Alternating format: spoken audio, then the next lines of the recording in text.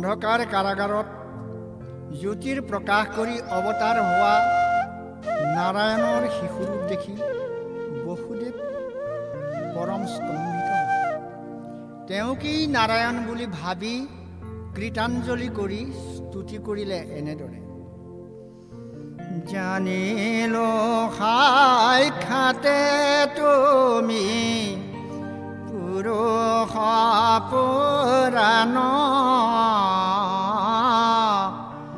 নিৰঞ্জন আনন্দ স্বৰূপ সৰ্বজান। তুমি কেৱল সঞ্চা হবে মায়াময়, তোমাতেহে ভন্তে হুৱে সৃষ্টি স্থিতি লয়।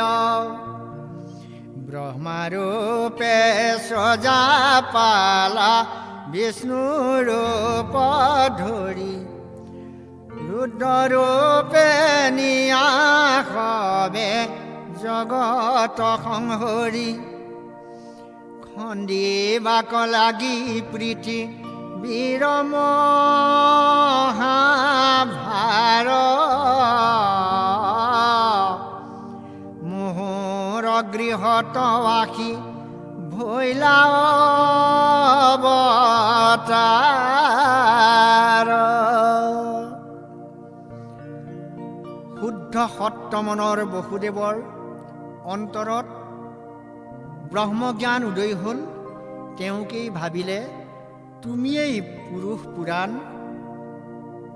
তোমাৰ বাহিৰে এই বিশ্ব ব্ৰহ্মাণ্ডত সকলো মায়াময়, তুমিয়েই কেৱল সত্য। ব্ৰহ্মাৰূপে তুমি কৰিছা সৃজন, বিষ্ণুৰূপে কৰিছা পালন, আৰু ৰুদ্ৰৰূপে অৱশেষত কৰিছা সংহাৰণ। পৃথিৱীৰ মহাভাৰ খণ্ডন কৰিবৰ কাৰণেই আমাৰ গৃহত আহি তোমাৰ অৱতাৰ। হে পৰম পুৰুষ, হে জ্যোতিৰ্ময়, তোমাক শতকোটি প্ৰণাম।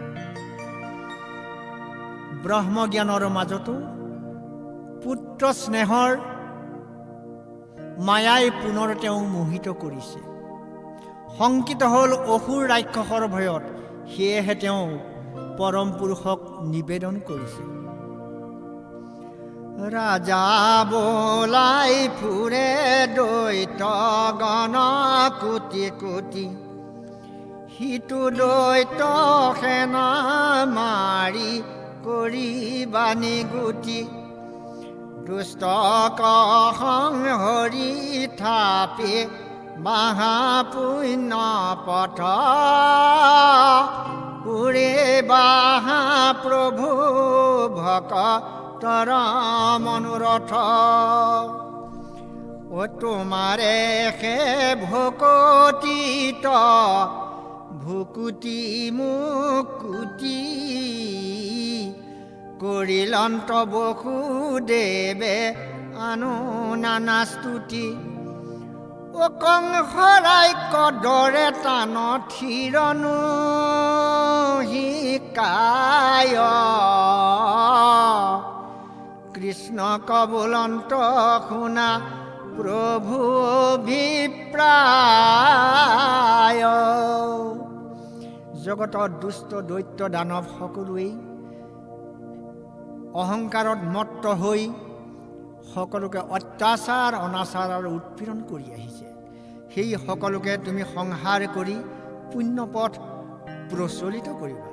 হে প্ৰভু, তোমাৰ ভকতিতেই কেৱল ভুকুটি মুকুটি লাভ হ'ব পাৰে। তেনেদৰেই পৰম ব্ৰহ্ম পৰম পুৰুষ ভগৱানক নানা স্তুতি নতি কৰি মনত পুনৰ শংকা জাগিছে যে কংসৰ ভয়ত মোৰ কঁপিছে হৃদয়, কেনেদৰে ৰক্ষা পাম, কেনেদৰে ৰক্ষা কৰিম তোমাক হে নাৰায়ণ। তুমি উপজিবা শুনি আকাশে বচন, পাপী কংসে মাৰিলে তোমাৰ ভাতৃগণ। ও তোমাৰ কথা কওঁ এটি ক্ষণে পাইব জান খান্দা ধৰি ধাইব কংস অন্তক সমান। তোমাৰ জনমৰ বাতৰি আকাশী বাণীৰ যোগেৰে শুনি আমাৰ বিবাহ মুহূৰ্তৰ পৰাই আমাক অসূয়া কৰি আহিছে। একে একে তোমাৰ 6জন ভাতৃক তেওঁ জনমৰ লগে লগেই যমৰ আলহী কৰিলে। এতিয়াও তোমাৰ জনমৰ বাতৰি পোৱাৰ লগে লগেই তোমাক বধ কৰিবৰ কাৰণে উদ্যত হৈ আহিব সেই অত্যাচাৰী কংস।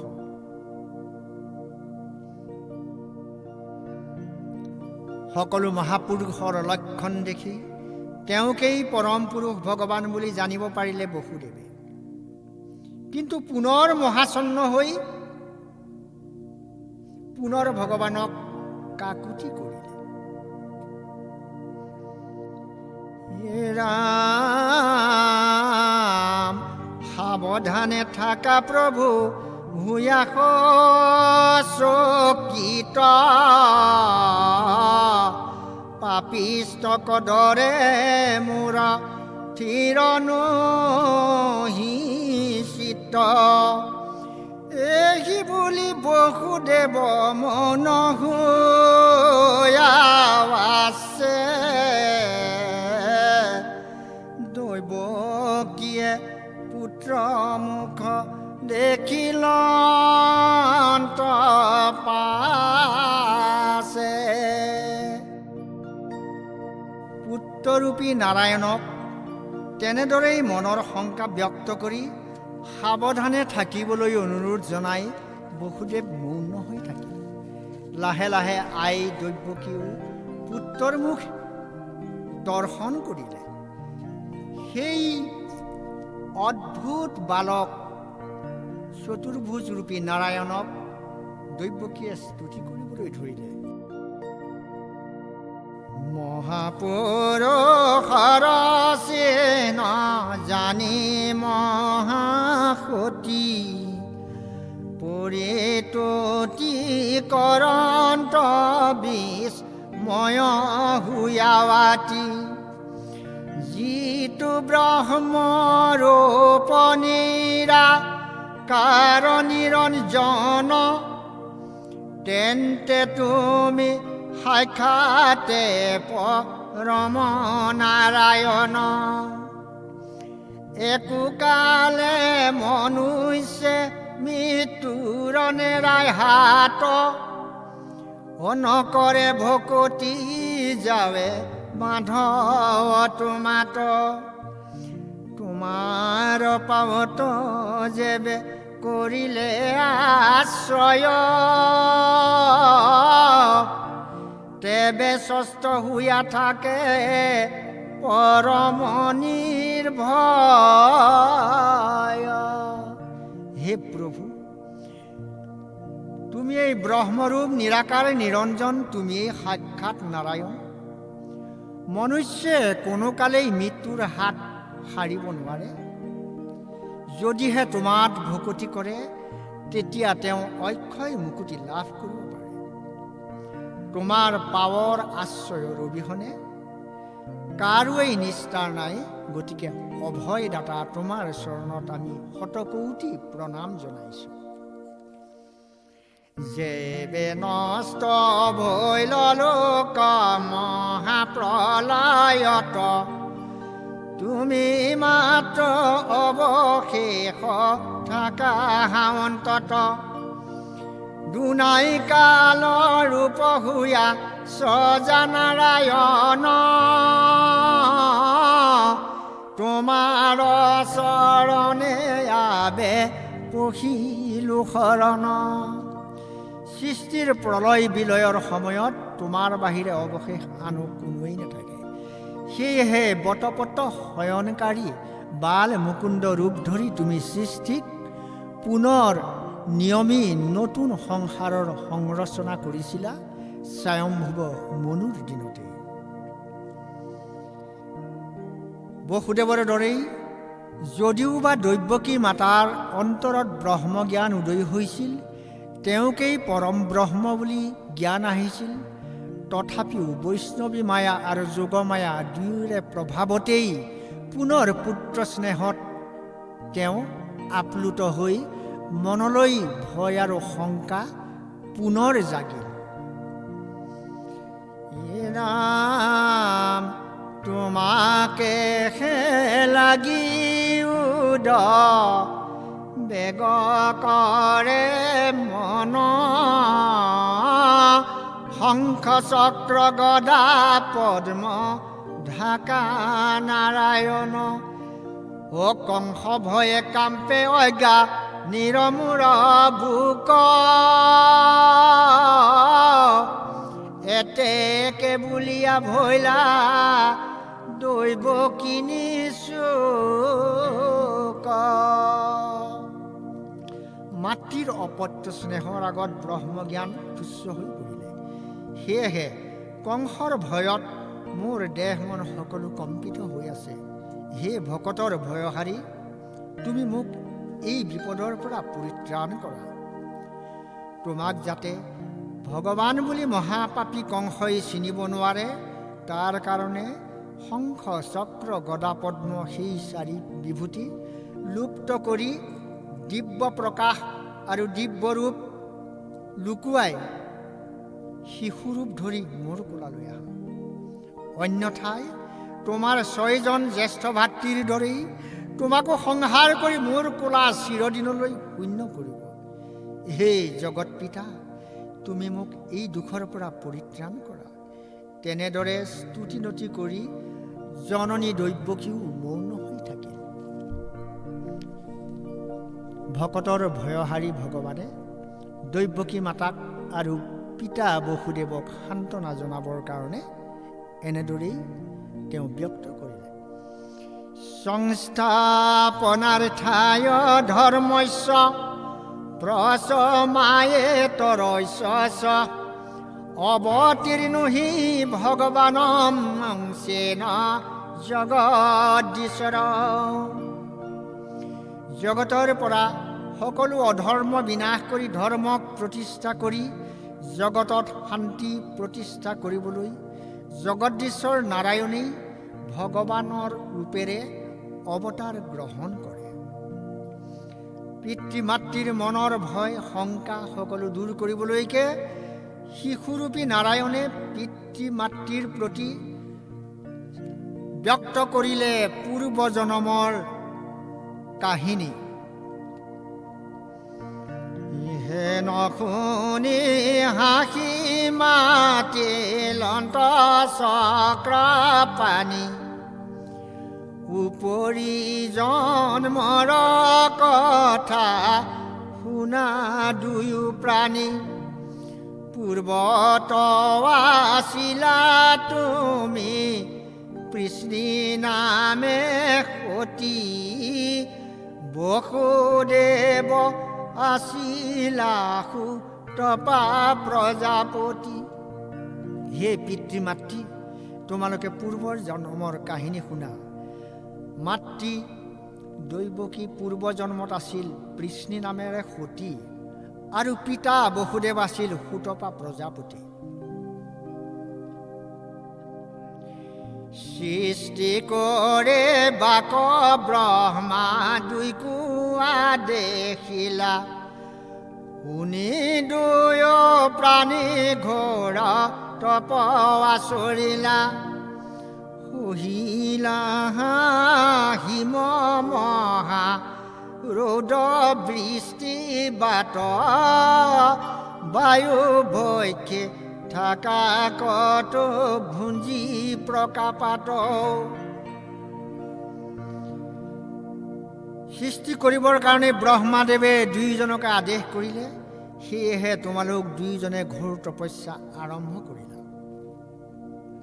শীত উষ্ণ ৰ'দ তাপ বাট বৃষ্টি সকলো সহি পকাপাত খাই কেতিয়াবা বায়ুকো ভক্ষণ কৰি দিনে ৰাতি কঠোৰ তপস্যা কৰি জীৱন কটালা। এ ৰাম আচৰিলা মোক কৰি তপৱা কৰি বহি গৈল দিব 12,000 বৰিষ এহি ৰূপে দেখা দিয়া বোলোৱা বৰ বোলাহা পুত্ৰক হৌক তুমি সমসৰ এহি হৌক বুলি মই গৈলো বৰ দিয়া নুখুজিলা মুখ্যমত মুহিলে কমায়া লোকত নেদেখি মোৰ সমৰূপে গুণে কৃষ্ণগৰ্ভ নামে পুত্ৰ ভৈলো আপোনে ব্ৰহ্মাৰ আদেশমতেই তোমালোকে মোক কঠোৰ তপস্যা কৰি দিব্য 12,000 বছৰ অতিক্ৰম কৰিলা তোমালোকৰ তপস্যাত সন্তুষ্ট হৈ মই তোমালোকক বৰ দিবলৈ আবিৰ্ভাৱ হলো তোমালোকে মোক মোৰ সমসৰ এটি পুত্ৰ ৰত্ন বৰ হিচাপে মাগিছিলা কিন্তু তোমালোকে তোমালোকৰ মুখ্য বাঞ্ছা নকৰিলা আৰু ময়ো তথাস্তু তথাস্তু তথাস্তু এই তিনি সত্য কৰি তোমালোকৰ পুত্ৰ উপজিবলৈ স্বীকৃতি দিলোঁ মায়াত আবদ্ধ এই জগতৰ সমগ্ৰ মানৱ যিজন পৰম পুৰুষৰ চৰণ দৰ্শনৰ পিছত কোনো কাম্যই নাথাকে সেইজনক লগ পায়ো তেওঁলোকে কেৱল পুত্ৰ কামনাহে কৰিলে কেৱল পুত্ৰহে কামনা আৰু মুখ্য কামনা কৰাই নাছিল সেয়েহে ময়ো মোৰ সমান লোক এই ত্ৰিজগতক কাকোৱে নাপায় কৃষ্ণগৰ্ভ নাম লৈ তোমালোকৰ পুত্ৰ ৰূপে জন্ম ললোঁ আৰু সেই কৃষ্ণগৰ্ভ অৱতাৰতেই উত্তানপাদৰ পুত্ৰ ধ্ৰুৱক মই মুখ্য প্ৰদান কৰিছোঁ দ্বিতীয় জন্মত অদিতি কশ্যপ ৰূপে দুয়োজনে লভিলা জনম সেই জনমতো মই তোমালোকৰ পুত্ৰৰূপে বামন নামেৰে পৰিচিত হলোঁ দেৱকাৰ্য সাধনৰ কাৰণেই বলিক চলনা কৰি সুতলপুৰত স্থান দি জগতৰ কল্যাণ সাধিলোঁ হে ৰাম তৃতীয় জন্মত বাবে নিজৰ ৰূপ ধৰি উপজিলো তোমাত সত্যক ৰক্ষা কৰি ব্ৰহ্মৰূপে চিন্তানুহি কৰা পুত্ৰ স্নেহ ই জন্মে অৱশ্যে মুখ্য পাইবা এৰি দেহ আৰু এই তৃতীয় জন্মত তোমালোক দুয়ো বসুদেৱ দৈৱকী ৰূপে জনম লভিলা আৰু ময়ো মোৰ পূৰ্বৰ সত্য ৰক্ষা কৰি তোমালোকৰ পুত্ৰৰূপে জন্ম ললোঁ তোমালোকে মোক ব্ৰহ্মৰূপে চিন্তা কৰিবা কেৱল পুত্ৰ মোহতেই আবদ্ধ হৈ নাথাকিবা সেই ব্ৰহ্মৰূপ অন্তৰত জাগৃত হ'লেই এই জন্মত তোমালোকৰ মুখ্য অৱশ্যেই সাধন হ'ব তোমালোকে কংসৰ কাৰণে কোনো ভয় নকৰিবা তাৰো উপায় কওঁ শুনা কংস কংকিয়া যেবে শুনি উপায় থৈনিয়া মোক গোকুলত পলুৱাই উপজিবা যোগ মায়া যশোদাৰ ঘৰে মোক থৈয়া তাংক লয়া আহিও সতৰে এহি বুলি তাসম্বাক বিষ্ণু ভৈলা চুপ মাকৰ আগতে বৈ লন্ত শিশুৰূপ।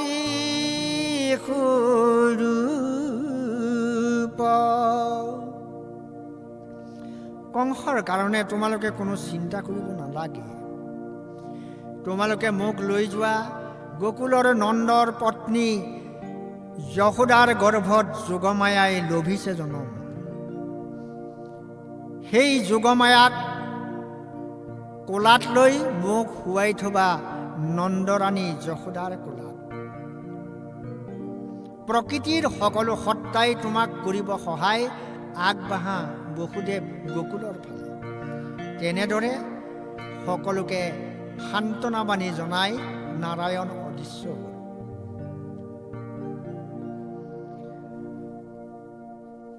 ৰূপান্তৰ হ'ল এক মানৱ শিশুলৈ। কোলাত তুলি লৈ দৈৱকী জননীয়ে হিয়াত সাৱটি ধৰি তৃপ্ত কৰিলে খন্তেকৰ বাবে বহু দিনৰ বহু জনমৰ অতৃপ্ত কামনা। জননীৰ হৃদয়ৰ কোমাল উমাল আৰু মৰমৰ পৰশ অনুভৱ কৰিলে স্বয়ং ত্ৰিলোকপতিয়ে। জয় শ্ৰীকৃষ্ণ।